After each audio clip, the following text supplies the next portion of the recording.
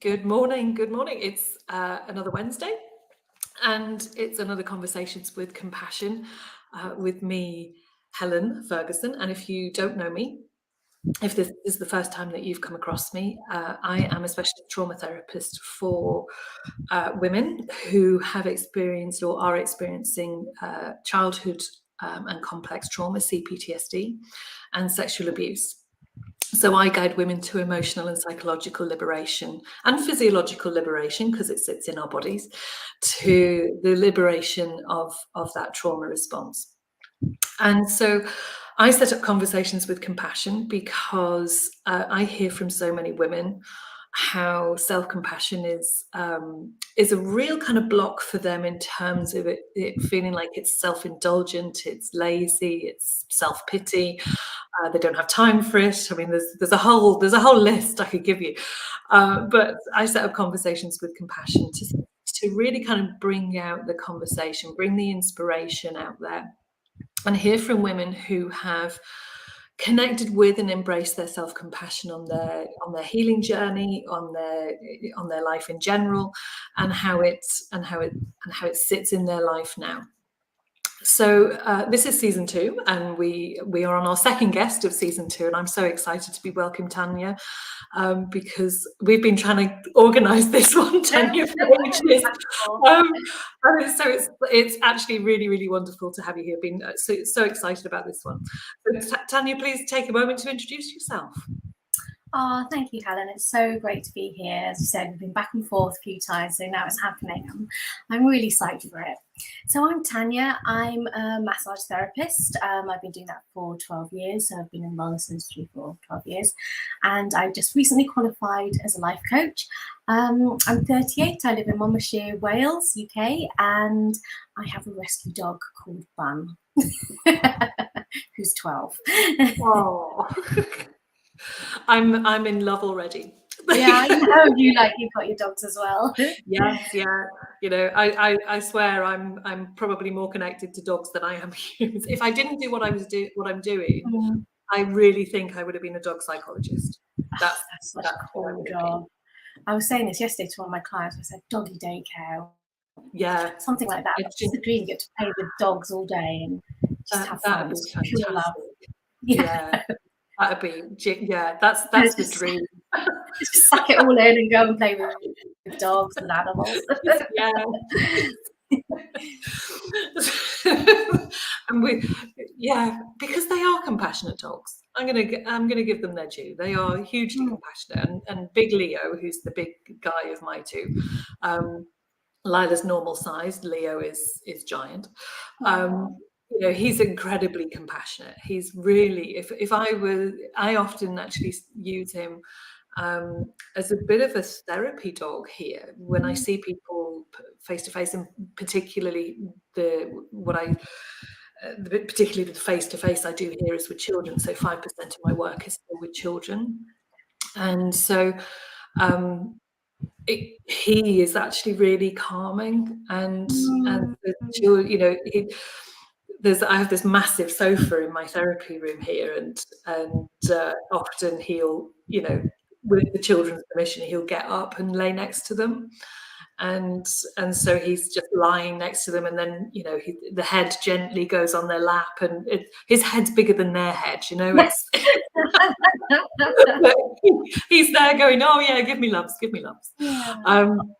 So anyway, we digressed, and I digress because, you know, as soon as anybody mentions dogs, that's it. Yeah, no, that's it.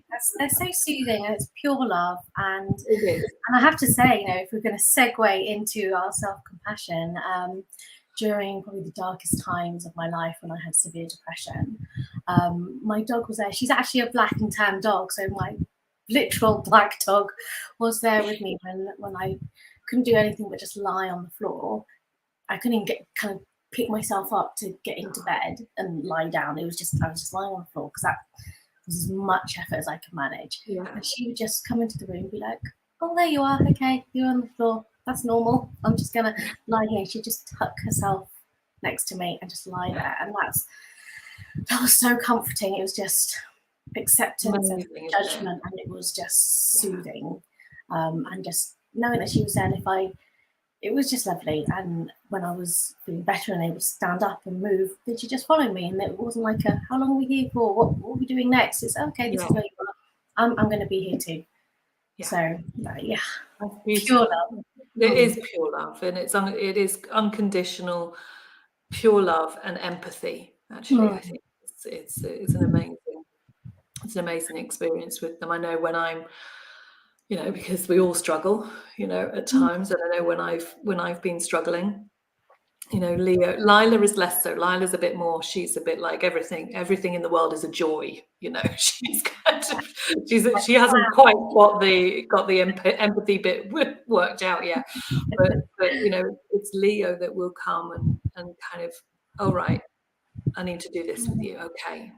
He's like yours, got that attunement actually into what we need. So they're extraordinary creatures. They really are. And they can teach us all a thing or two, I think. No, absolutely. Yeah, so sorry, we did digress, but we did digress into dogs. Segue and back, so it's fine. But thinking through kind of, because we've talked before, we've had we've talked together before, and I just wondered if you'd like to share kind of what self-compassion means for you. As a not just as a concept, but as an empowering kind of process for you. Oh, it means everything. It means absolutely everything. It forms a basis of everything I do, every single thing I take on in my life or do something new. I have to see it through that filter, because otherwise we just judge ourselves way too harshly. Society judges ourselves. It's a constant, isn't it? We're always pitted against each other, whereas women versus women, or just within ourselves as well, like we're not living up to certain standards or expectations. So honestly, being able to say, I don't want to listen to this and block out this noise and this negativity, it's really hard, and it's like a habit. It's one of those things I have to do and monitor all the time. It's like in Harry Potter, it's like constant vigilance. So as much as it's loving and kind to yourself, it's also a battle as well. It's like I imagine myself with like a sword and a shield going, like just deflecting negative comments, or okay, this is coming, this is going on, right, I'm just going to block over here and I'm going to fight this one over here. And it's that active, it's that audience participation. I have to, that's how I deal with it. That's how I. It's an amazing way of thinking about it, actually, because you're right. Because I think life and society and culture and all aspects of that kind of really challenge our capacity, our ability to be self-compassionate.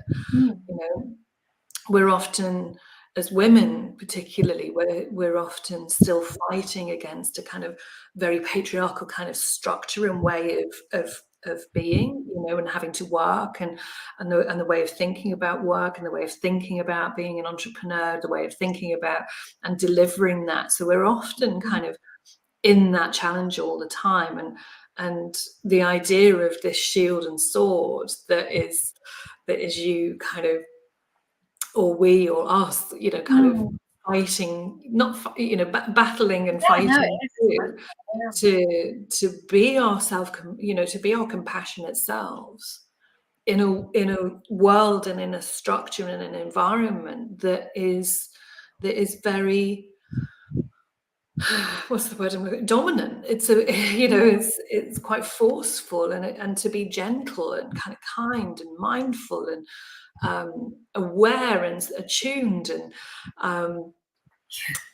activating your self-soothe, and not being self-critical and self-judgmental, and not seeing those things, and not seeing self-criticism and self-judgment as positive things that drive you forward, that make you better, that make you work better, that make you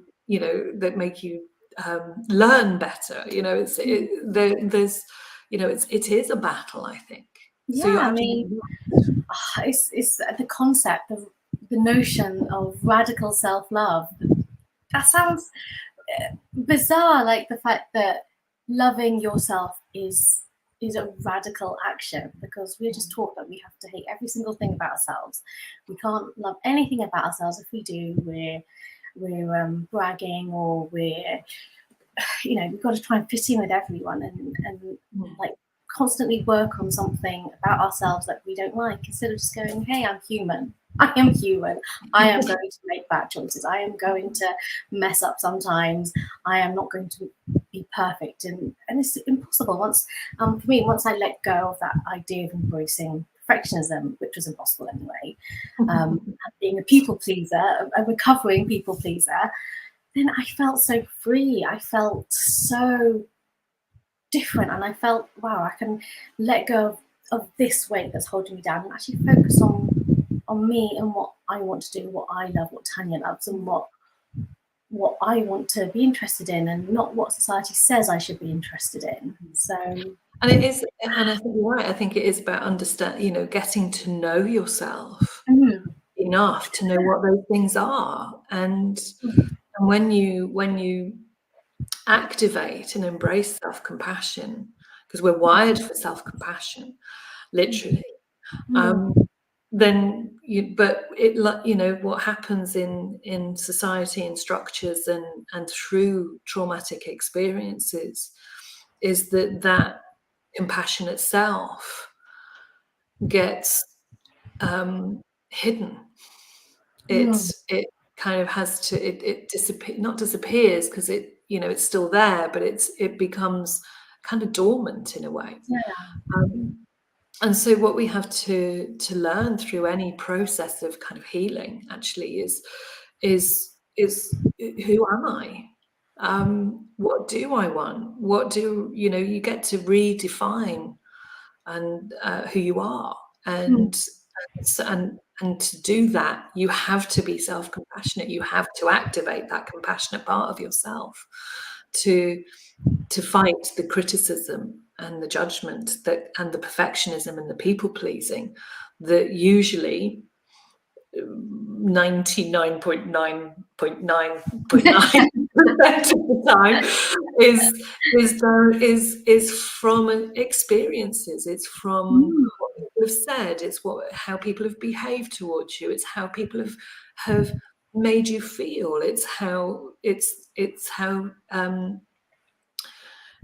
people have undervalued you and devalued you. So and when our own mental health is suffering, it's all of that. So perfectionism, you're right, it doesn't exist. And there's a great quote, and it's misquoted actually, but very often, because it was a very famous author that popped it in her book, but it's actually misquoted. It's a quote from a very well-known psychologist, which is perfectionism is just fear in a fur coat. And so it's having that understanding that perfectionism doesn't exist. What you're striving for is validation, and you're seeking it from other things. The validation and the peace comes from in here. Yeah, it has to. It has to. Yeah. Oh, it's so deep.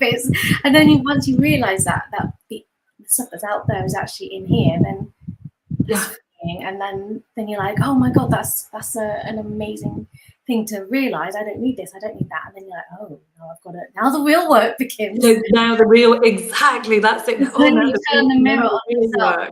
Because I remember one of my clients, in fact, quite a number of years ago now, said to me, one of the things that she said when she finished working with me was that, she realized that all the things that she'd been seeking in other things and external things and people were actually within her. And so, that realization that she had through that therapeutic process of, oh my God, it's in me, okay, how do I unlock it? It's another huge thing, and it's that thing of, oh, it's all about me. And yes, It is. It's all about you, and it's not done in a selfish way. It's nothing like that. And I know you were saying at the beginning about self-care, self-compassion being seen as selfish. It's not. It's the hardest thing in the world to do, and that's why it always annoys me and kind of makes me roll my eyes a bit when I hear self-care is selfish. I'm like, Yeah. it's the hardest thing in the world. It's the hardest thing in the world to turn that mirror around, look at yourself, and go, I love you, I'm accepting you, flaws and everything. And some days it's easier than others, and some days you're like, oh, I can't do this. I really need to just not focus on that. And that's just, and so for that to be seen as a selfish act, and I'm like, no, it's. I think, you know, it's one of those things that, you know, we've got used to kind of the criticism of these things, you know, that because we're supposed to be driven and we're supposed to be successful and we're supposed to be, you know, we're supposed to have these kind of figures and we're supposed to, you know, have this kind of skin and, you know, all of this. There's a lot that, you know, I mean, even when I was growing up, you know, that there were things that I remember seeing, you know, things that I remember reading that were like, you know, oh, hang on, I need to be behaving in this way, or I need to be, you know, looking at, you know, at my physicality in this way. And oh, I can't be the quiet person that I am. I've got to try and be, you know, something other than I am. Something other than I am. And it's like, and one of the questions that I ask women when they start working with me is, you know, it's not the immediate question, but it's the who are you? Take away the labels. Take away all these labels of mum, wife, partner, entrepreneur, businesswoman, you know, multimillionaire, whatever. Take all of those away. Who actually are you? And it's an incredibly powerful question because it's like, well, I've created all these things, but who's Helen? Who's Tanya?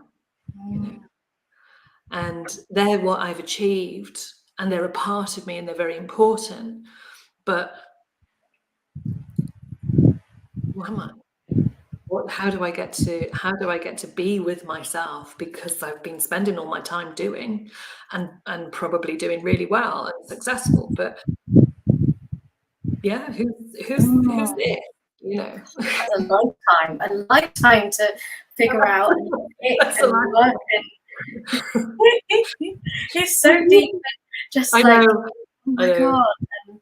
And it is a deep question, and I would never suggest kind of trying to unpick it on your own at home, especially if you've experienced something traumatic, or if you've experienced childhood trauma or complex trauma or sexual abuse. Those kind of 3 areas that I work with, I would never say to you, oh yeah, just journal that at home and try and figure it out. No, it is a way that you have to. Absolutely, yeah, you need an experienced guide. It is a hugely important question. But in terms of self-compassion, and you touched on it at the beginning, was there a kind of pivotal moment experience for you that you kind of went, that light bulb, that, oh, hang on, I've got to do this for me. I need to bring compassion to myself. I need to turn compassion towards my pain. You know, I mean, I would never ask anybody to share anything that they weren't comfortable with. So whatever feels comfortable for you.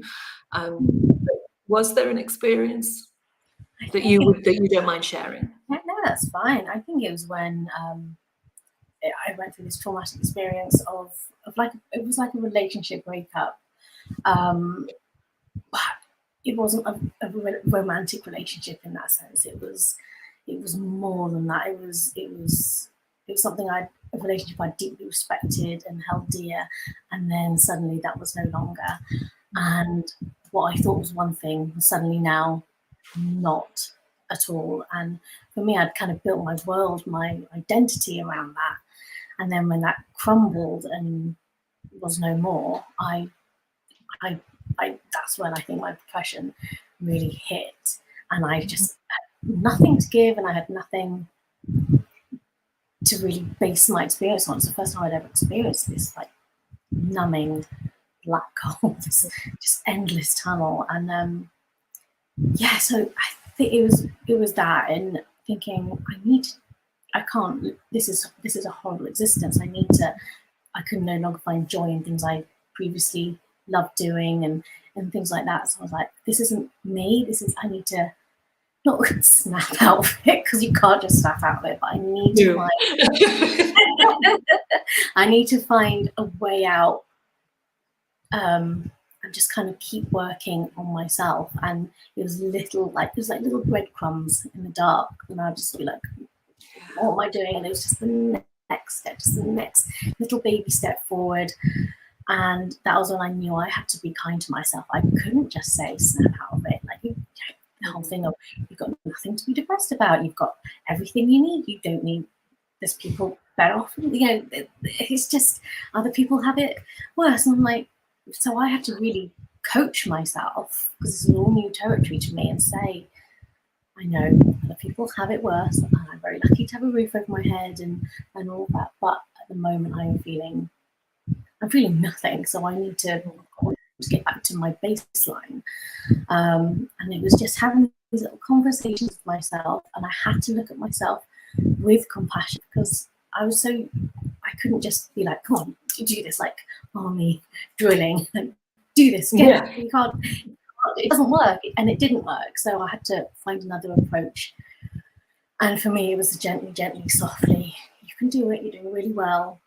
One day at a time, just one step forward, and it's okay to take a break, and it's okay just, if you can't do this big thing, you can just do something small, or you can just do nothing, and that's okay too. So I had to talk to myself in that way and coach myself, and little by little I just found my way out of it and managed to kind of get back and regain my equilibrium. I hear my dog, someone's just rung the doorbell.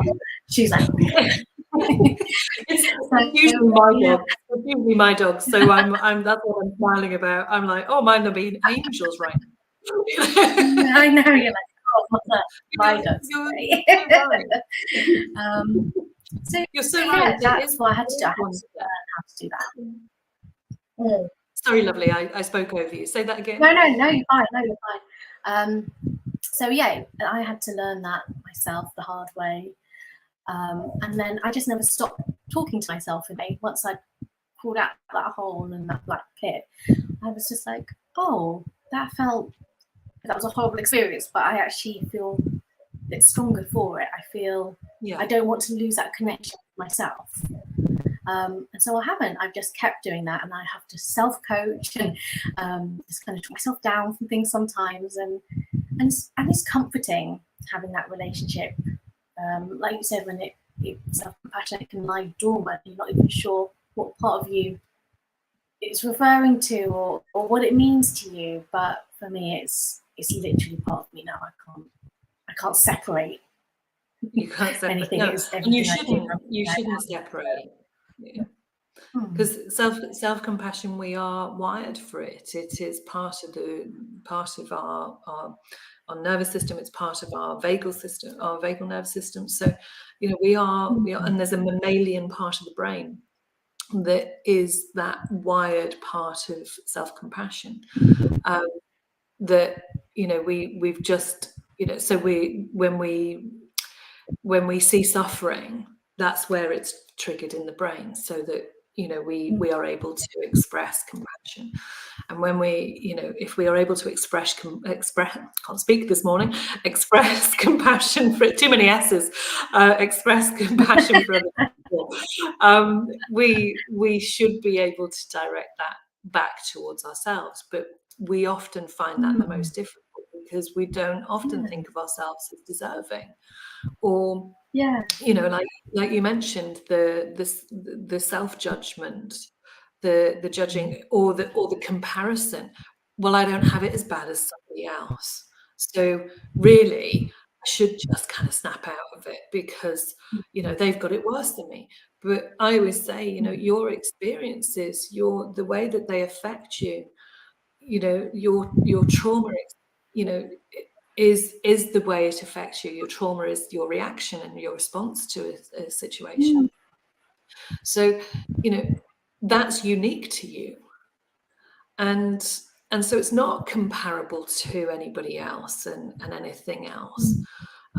It is absolutely unique to you, and how you respond to it then is unique to you, and how you talk it, like you say, talk yourself down from it, you know, because there is a lot of self-talk that goes with self-compassion, as my clients know, because they're like, well, what they say is that I'm kind of sat on their shoulder. And they are saying that actually I should have a t-shirt made of what would Helen say, because I know I am actually tempted to do the t-shirt. So, you know, but it's like, you know, you've got to have conversations back with yourself. You know, I was talking to a client yesterday, and you know, I said, you almost kind of need to start saying to yourself, I won't say her name, but you know, Helen, why are you wanting? I'm curious why you think you might need to be doing that right now. You know, and we have to start having those conversations with ourselves around the judgment and the criticism and the self-flagellation, and you know, because you know, there's enough people going to beat us up in our lives, not metaphorically. You know, we shouldn't be doing it for ourselves. We shouldn't be doing it for ourselves. You know, no, it's hard. How do you think, you know, because you talked a bit about the obstacles that kind of got in your way, you know, because there are obstacles, and I think self-compassion is not a destination, it's an ongoing journey. So what do you think helped you overcome some of the obstacles to kind of the criticism in your head that was going, oh, you know, I can't allow this, or, you know, I'm not you know, other people have it more difficult than me, I should be doing this, I should be doing that. What do you think was some of the things that helped you overcome those obstacles? I think after doing some research about it and realizing I wasn't alone, it wasn't just as horrible as an experience was, it wasn't just me. And I felt that sense of connection with anyone who's gone through it, as anyone who's going through a mental health dip or anything like that. I just felt compassion for them. And I thought, oh, I wish someone had said to me when I was in the middle of it, like, it's okay, you're not, there's nothing wrong with you, you're okay, you're not feeling this way. And then I thought, well, if I can feel that for other people, like you said just now, why can't I turn that back around and feel that for me? And I was just like, logic, okay, let's sit with that. And that was it. And I was like, okay, I can. And also, it's not exclusive. It's not, I feel compassion for other people, therefore I've got none left. It's not pie, it's not cake. There's always enough. There's more. There's enough. It's like a there's enough to go around. And, so I can have empathy for other people and myself. And I think, yeah, I've beat myself up so many times. This time I changed that voice, that narrative in my head, that from one that's always criticizing, from one that's always judgmental on others as well as myself, to one that's actually loving and kind, and nurturing, and sometimes it can just be just straightforward and logical, and just like how I imagine a therapist would say, and how does that make you feel? And what happens if that is it's one of the things I tend not to ask. And how does it make you feel? What happens if that is true? And I'm like, oh, this happened, and now they think this of me, and then in my head I say, and how would that affect you if they do think badly of you, or if they reflected negatively on that experience? And I'm like, well, I can't control it. That's not up to me. I can only control what I think. So I kind of put myself in that position, and then just talk to myself that way, and go, okay, well, there we go. I can't, even if it was a bad thing or negative judgment they have of me, I can't control that. No. And I think it's weight off my shoulders. Weight off your shoulders, exactly. Oh, you know, because I mean, you made me laugh then, because it's one of the things that I actually, as a therapist, and I've in 23 years, I've skillfully avoided saying this statement of how does it make you feel? Because one of the things that's really difficult, yeah, they use it a lot in movies. But I've skillfully avoided the sentence, because actually it's really hard, because, you know, how do you describe how you're feeling, you know? And so actually what I tend to say is, and this is a question that you can direct toward yourself, is how am I experiencing this in my body and my mind right now? And so, you know, I shifted to a different statement or question. Curiosity is, and compassionate curiosity of how am I experiencing this in my body and my mind right now? And that changes the whole, and that changes the whole way of thinking. It changes the whole way of, because if somebody says to you, how are you feeling right now?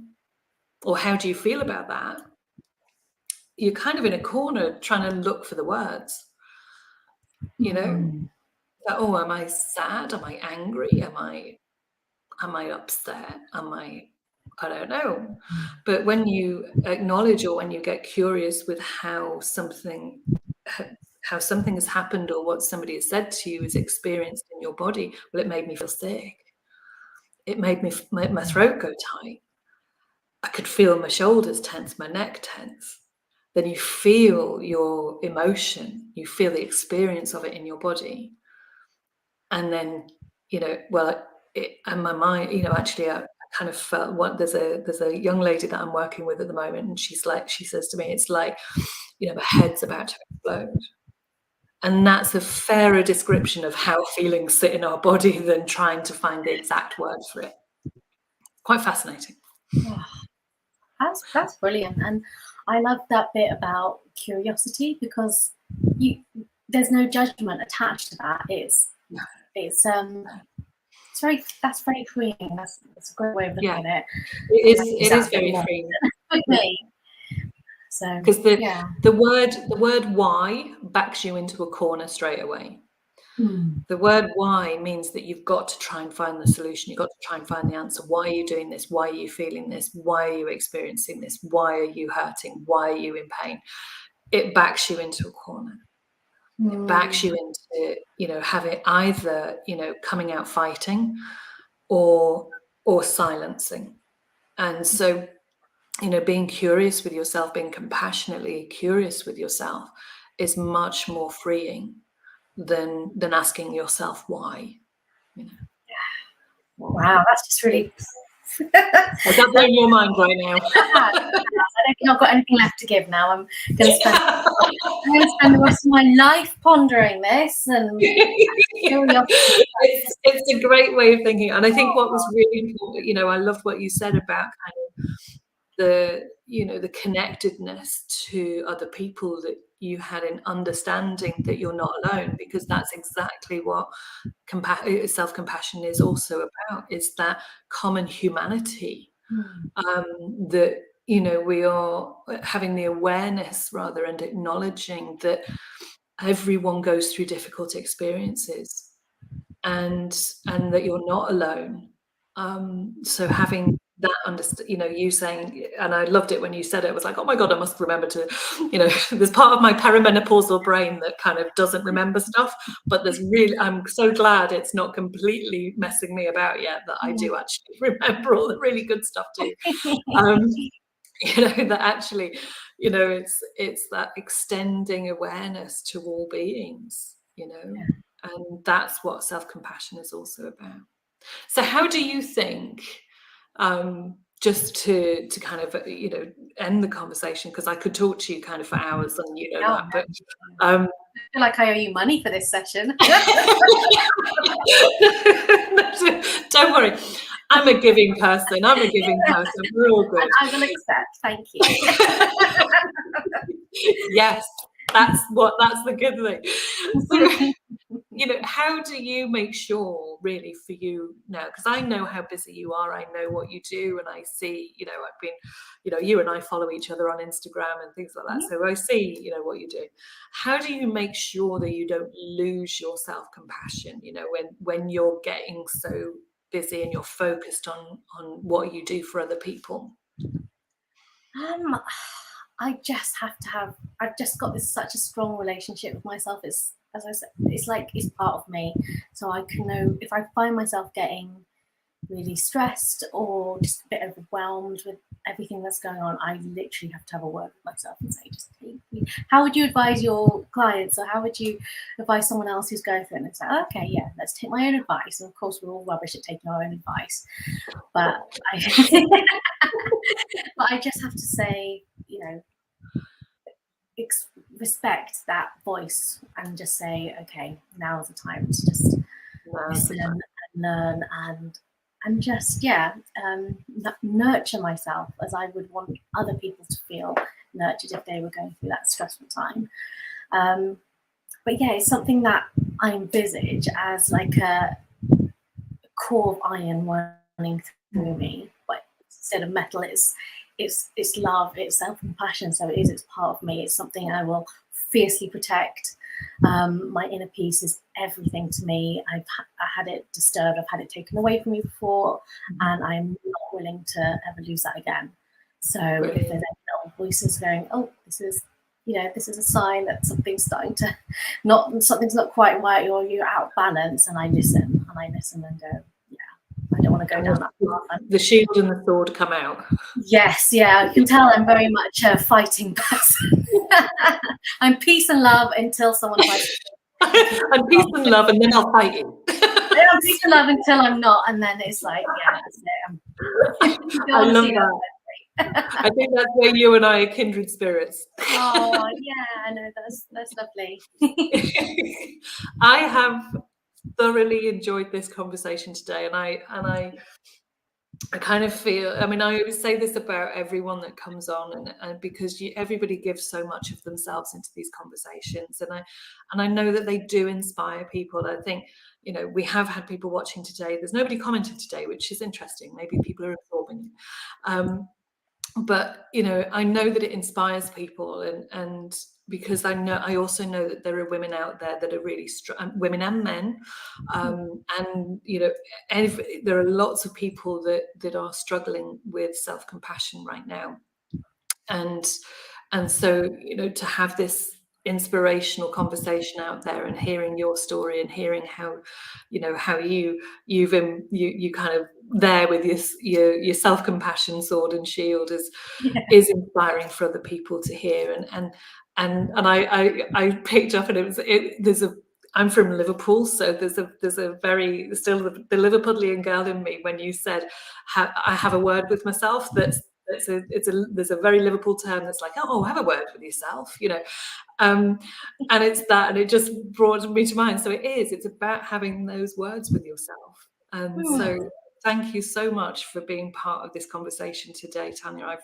thoroughly enjoyed it, and I know it will have inspired other people too.